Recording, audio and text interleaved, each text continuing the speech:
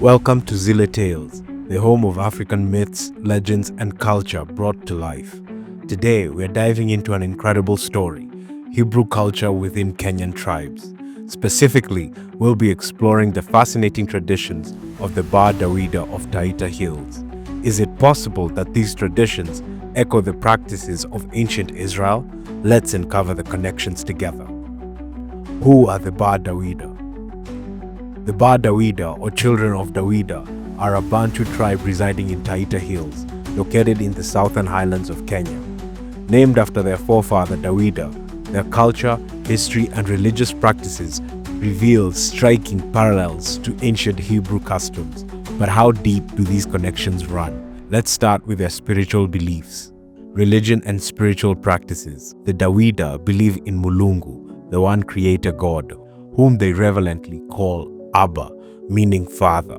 They also honor their ancestors, much like the Hebrew tradition of seeking intercession through patriarchs. Central to their worship are the Mavingo, stone altars used for offering sacrifices and making oaths.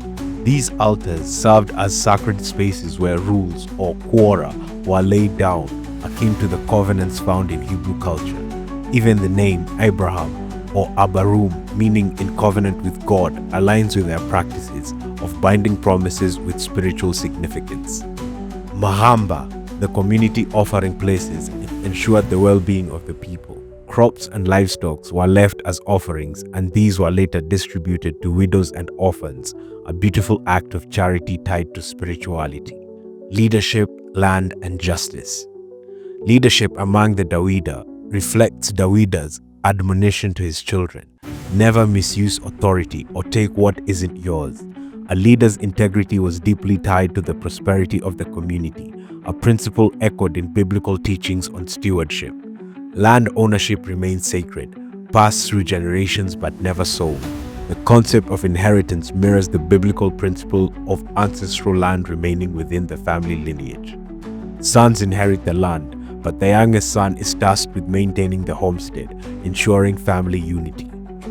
For justice, the Daw'ida had their own dramatic measures. Criminals were thrown off cliffs for grievous offenses, much like the biblical account of Jesus nearly being thrown off a cliff. Restitution often involved the sacrifice of blemishless animals, including sheep, goats, and birds. Festivals, rites of passage, and marriage. Festivals celebrating life's milestones, birth, adulthood, marriage, and death play a significant role in Daw'ida culture. The Daw'ida practiced male circumcision, initially at infancy, later at ages 7 and 8, due to colonial influence, echoing the Hebrew rite performed on the 8th day.